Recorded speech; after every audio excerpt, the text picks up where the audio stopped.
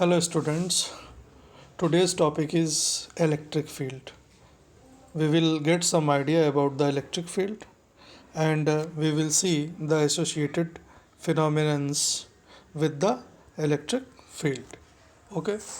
In the previous lectures we have seen that we have evidences about the electrical forces that exist between the charge particles, means if a minus charge is or two charges q1 and q2 are kept at some distance r, then there will be a force equal to Coulombian force k q1 q2 upon r square. Now a genuine question arises, how this force is acting, how the electrical force exerted when the charged particles are separated even though they do not touch each other.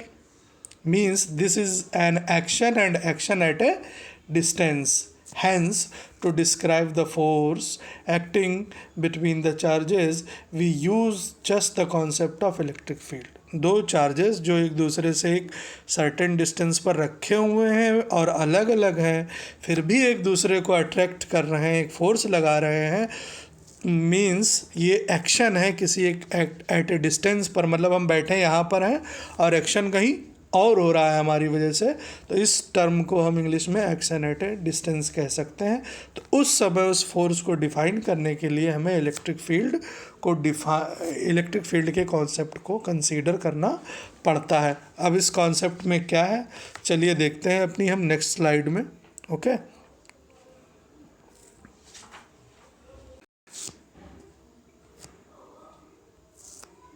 Here you can see that here is a diagram.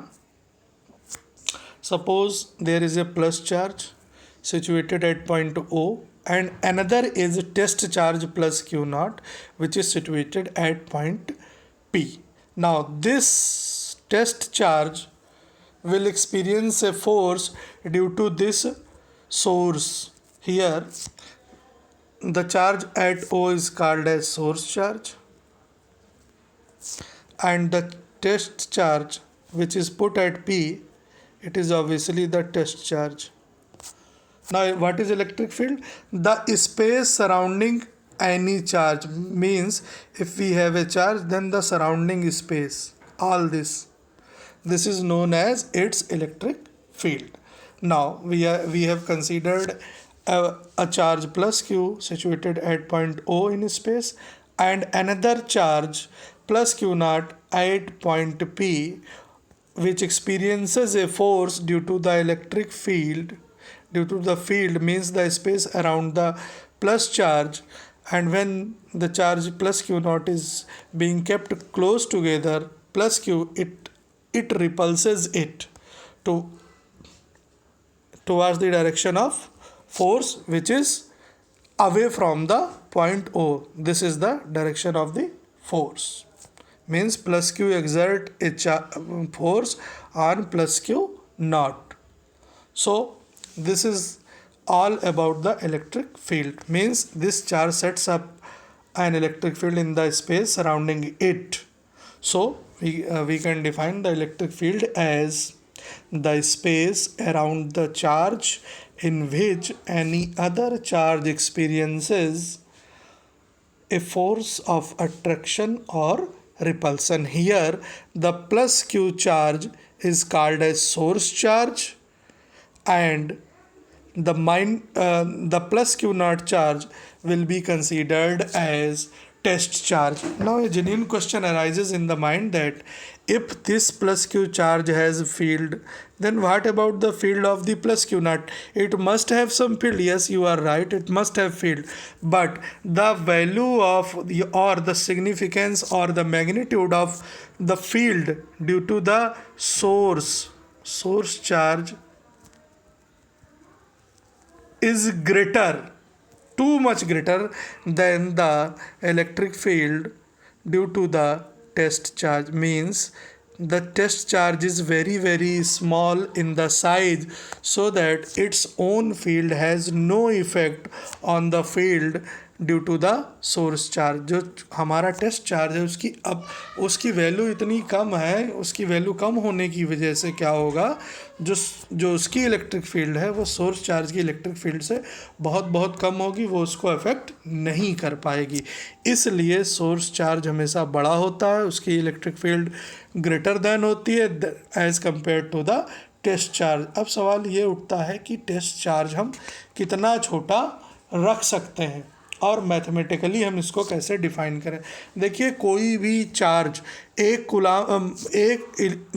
Electron पर charge होता है, यानी 1.6 into 10⁻⁻19 coulomb, इससे कम तो आप जा ही नहीं सकते। तो एटलीस्ट 1 इलेक्ट्रॉन का चार्ज उसके ऊपर होगा ही होगा, इससे कम नहीं हो सकता। This is the minimum value of the charge that is acquired by a test charge which is being carried in a field due to a source charge. Now what is the mathematical description of this electric field? Can we have any formula regarding this field? Yes, there is a formula. In the next slide you will see this. So here is a diagram. At point O there is a plus Q, means this is the source, and at some distance r there is a charge plus Q naught, this is test charge। ठीक है, अब आपको ये पता है कि दोनों ही एक दूसरे को रिपेल करेंगे, ठीक है, और रिपेल करने का मतलब क्या है, they will apply some force. Let us now deal with the quantitative definition of electric field. Electric field की क्वांटिटेटिव डिफिनेशन क्या है, जिसे हम मैथमेटिकल टर्म में लिखना चाहते हैं। Basically the electric field at a point in space is equal to the force. Electric field at any point in space is equal to the force per unit charge exerted on an extremely small positive test charge, means the value of force applied on a test charge. Since electric field will have some certain direction, so it is a vector quantity and its direction is always that of the force that acts on the positive test charge। ठीक है, इस electric field की direction वही होगी जो इस positive test charge पर लगने वाले फोर्स की डायरेक्शन है, और उस फोर्स की डायरेक्शन हमारी इस डायरेक्शन में है। ये एफ है, सॉरी ये ई नहीं है, यहाँ पर एफ है, ये फील्ड की डायरेक्शन है हमारे पास। ठीक है, तो हमारे पास क्या हो गया, electric field E equal to F upon Q naught, means force per unit charge. और कौन सा charge, force per unit test charge, जो बहुत बहुत छोटा है, उसके ऊपर लगने वाला जो फोर्स है उसको हम इलेक्ट्रिक फील्ड, उसको अगर हम चार्ज से डिवाइड कर दें टेस्ट चार्ज से, तो जो वैल्यू आएगी वो इलेक्ट्रिक फील्ड की होगी। अब इसकी यूनिट क्या हो जाएगी, फोर्स की यूनिट न्यूटन और चार्ज की यूनिट कूलाम, तो इसकी यूनिट हो जाती है न्यूटन पर कूलाम। बहुत in case of any charge Q, अगर हमारे पास कोई भी चार्ज क्यू है तो इस फार्मूले से एफ की वैल्यू क्या हो जाएगी, F equal to Q naught into E. लेकिन किसी भी चार्ज क्यू के लिए हम F equal to Q E इस्तेमाल करेंगे आगे बहुत सारे डेरिवेशन में। तो ये याद रखिएगा, जो किसी भी चार्ज पर लगने वाला फोर्स यहाँ पर टेस्ट चार्ज पर इलेक्ट्रिक फील्ड में, वो है क्यू ई के बराबर। ठीक है, अब हम निकालना चाहते हैं कि इस इलेक्ट्रिक फील्ड की इंटेंसिटी क्या है। ठीक है, due to a point charge. Again considering the same diagram, let us now try to find out the electric field intensity due to a point charge. हमें निकालना क्या है, इलेक्ट्रिक फील्ड निकालनी है due to a point charge. ये सारे ही point charge हैं। पॉइंट चार्ज क्या होते हैं, जिनका खुद का डायमेंशन उन चार्जेस के सेपरेशन के कंपैरिजन में बहुत बहुत कम होता है। तो we are going to find out the electric field due to a point charge. चलिए इसको कैसे करें हम। ठीक है, हमने कहा फोर्स को आप डिवाइड कर दीजिए टेस्ट चार्ज से फोर्स को, ये फार्मूला मैं फिर से लिख रहा हूँ, F/Q0, और 2 पॉइंट चार्जेस जो एक यहाँ रखा है, एक यहाँ रखा है, कूलाम साहब ने क्या कहा, 2 पॉइंट चार्जेस के बीच में लगने वाला फोर्स कितना होता है, वो होता है 1/4 pi epsilon not Q1 Q2, Q1 की जगह पे यहाँ पर Q रख लेते हैं और Q2 की जगह पे Q0 है, तो Q0 अपॉन इनके बीच का सेपरेशन कितना है, R, Q0 अपॉन R² होता है। यानी इस फोर्स को हम Q0 से अगर डिवाइड कर दें पूरी इक्वेशन को, तो जो चीज़ हमें मिल जाएगी वो क्या मिलेगी, इलेक्ट्रिक फील्ड। अब इस फोर्स की वैल्यू हम यहाँ अगर रखते हैं, मैं इरेजर इस्तेमाल कर लेता हूँ, होल्ड ऑन। अगर इस फोर्स की वैल्यू हम यहाँ पर रखते हैं, ये जो वैल्यू है यहाँ पर रखते हैं, चलिए हम लिखे हैं E=F। F की वैल्यू हमारे पास क्या है, 1/4 pi epsilon not Q0 upon R², और इसको किससे डिवाइड करना है, Q0 से, तो Q0 कैंसिल आउट हो जाएगा, रिमेनिंग वैल्यू क्या बचेगी, 1/4 pi epsilon not, Q0 cut गया, Q/R²। ठीक है, हम वेक्टर यहाँ पर लिए हैं, तो हम यहाँ पर डायरेक्शन के लिए हम एक यूनिट वेक्टर R कैप का इस्तेमाल कर लेंगे। यहाँ पर हमने जो फोर्स लिखा था वहाँ भी हम यूनिट वेक्टर ही लगाए हैं, उसी की वजह से ये आया है। तो इस चूँकि यहाँ पर फोर्स को हमने वेक्टर फॉर्म में लिखा था, यहाँ पे जगह नहीं थी, तो हमने यहाँ R कैप बढ़ा लिया है। आप लोग R कैप पहले से बढ़ा लीजिएगा फोर्स को जब वेक्टर फॉर्म में लिखेंगे। तो ये इलेक्ट्रिक फील्ड का फार्मूला हो गया। फिर से मैं साफ साफ लिख देता हूँ। हमने कहा F की वैल्यू है 1/4 pi epsilon not Q0 upon R²।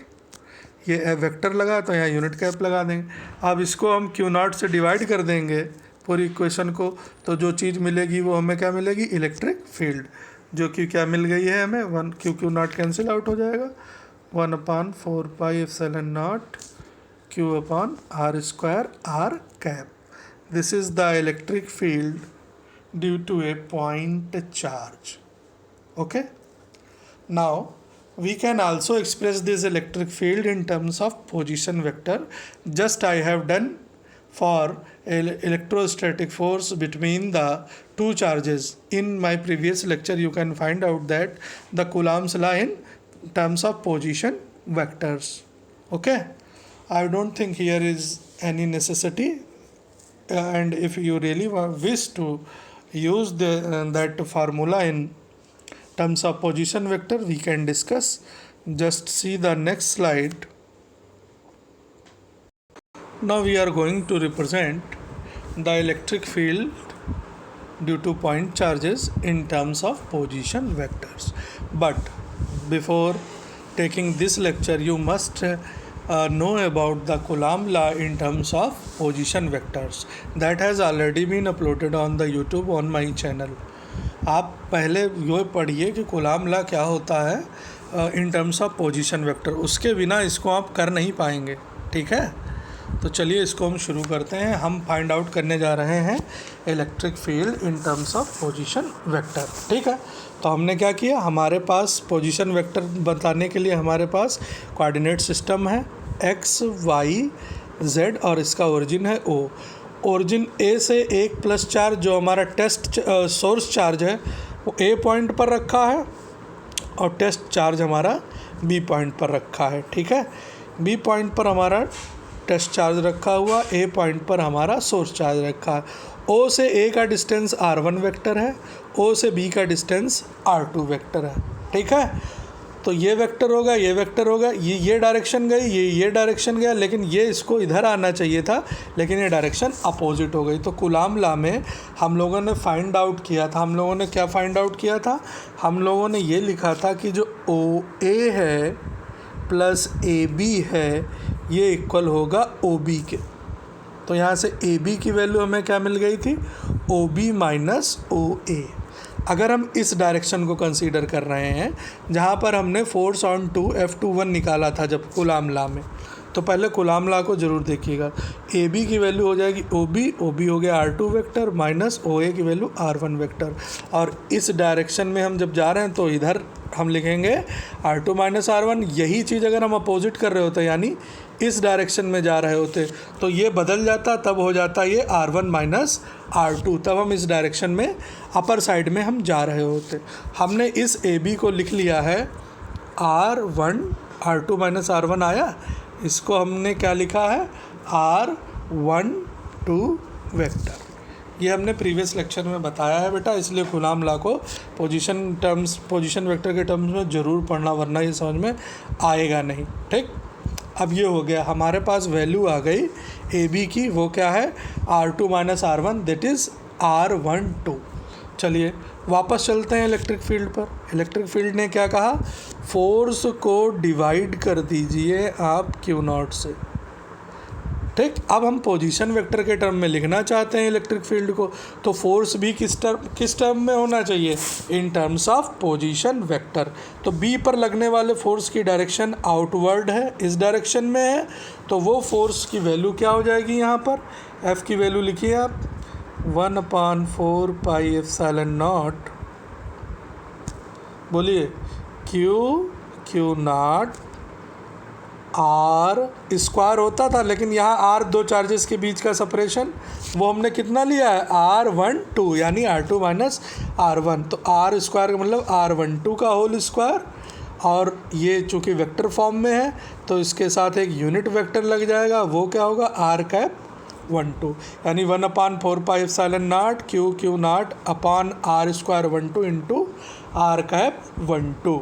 ठीक है, अब यूनिट वेक्टर को हटाएंगे तो मैग्नीट्यूड क्या हो जाएगा, नीचे होल क्यूब हो जाएगा और ऊपर R2 माइनस R1, क्योंकि यूनिट वेक्टर किसके इक्वल होगा, उस वेक्टर के डिवाइडेड बाय उसका मैग्नीट्यूड। तो इन टर्म्स ऑफ हम इसको अगर यूनिट वेक्टर को हटा दें तो हमारे पास Q0 अपान यहाँ पर होल क्यूब हो जाएगा R12 का, R12 टूट गया, और ऊपर क्या आ जाएगा, सॉरी मैं थोड़ा सा मिटा देता हूँ, बड़ा गड़बड़ सड़बड़ हो रहा है। अब देखते हैं हम क्या करने वाले हैं। F को हमने लिख लिया था in terms of position vector, वो क्या आया था हमारे पास, हम 1/4 पाई एप्सिलॉन की जगह Q लिखे दे रहे हैं, स्पेस की कमी है, Q0 अपान R स्क्वायर 12 R12। किसी भी यूनिट वेक्टर को खोलेंगे तो उसका वेक्टर डिवाइडेड बाय उसका मैग्नीट्यूड। तो अब यहाँ अगर हम R12 को खोलेंगे तो एक वेक्टर आ जाएगा ऊपर R और नीचे आ जाएगा वेक्टर R12 मैग्नीट्यूड में। तो ये पावर 2 यहाँ पहले से है, तो ओवरऑल पावर कितनी हो जाएगी, ओवरऑल पावर हो जाएगी 3। चलिए लिखते हैं इसको, यहाँ पर F की वैल्यू हो जाएगी हमारे पास Q0 अपान R12 का होल क्यूब इंटू R12। ठीक है, और R12 को हम क्या लिखें, ये वेक्टर है ऊपर, इसको मत भूलिएगा, नीचे केवल मैग्नीट्यूड है अभी। तो हम क्या करेंगे, अब हमारे निकालना क्या है, हम R12 की वैल्यू पहले से जानते हैं, वो कितनी आई थी याद है, R12 है हमारे पास R2 माइनस R1। इसको याद रखिए, दिमाग में रखिए। अब हम क्या करने वाले हैं, R12 की जगह पे हम लिखने वाले हैं, हाँ अब हम लिखने वाले हैं F की वैल्यू कितनी हो गई, 1 अपान को हम K ही लिख रहे हैं, Q0 अपान R12 का होल क्यूब था। R12 की वैल्यू क्या थी हमारे पास, R2 माइनस R1। अब चूंकि मैग्नीट्यूड की बात कर रहे हैं तो हम यहाँ पर माड लगा दे रहे हैं, और इसका होल क्यूब, यहाँ वेक्टर लगा भी दोगे तब भी कोई दिक्कत नहीं है, क्योंकि यहाँ मैग्नीट्यूड लिखा हुआ है। ऊपर क्या था R12 वेक्टर, और उसकी जगह पे आ जाएगा R2 vector minus R1 vector. तो ये फार्मूला हमारे पास F का आ गया, और F को अगर हम Q0 से डिवाइड कर दें तो जो चीज़ हमें मिलेगी वो किसकी वैल्यू होगी, इलेक्ट्रिक फील्ड E की। क्यों, क्योंकि electric field E equal to F upon Q0। चलिए इसको डिवाइड करते हैं। डिवाइड करने के लिए हम वैल्यूज़ लिखते हैं, E equal to F upon Q0। तो Q0 सिंपली वहाँ से कैंसिल हो जाएगा, तो 1/4 पाई एप्सिलॉन नॉट Q0 था हट जाएगा, R12 की जगह पे R2 माइनस R1 वेक्टर अपान R2 माइनस R1 का होल क्यूब मॉड के साथ। ये इलेक्ट्रिक फील्ड है in terms of position vector. ये तब तक आप नहीं समझ पाएंगे जब तक आप कूलाम लॉ नहीं समझेंगे in terms of position vector. अगले लेक्चर में हम लोग इलेक्ट्रिक फील्ड लाइंस के बारे में बात करेंगे, कैसे उन्हें रिप्रेजेंट करना है, क्या होती हैं और उनकी ज़रूरत कहाँ पर है। आप लोग पढ़ते रहिए, बताते रहिए कमेंट सेक्शन में कहाँ क्या दिक्कत है। Thank you.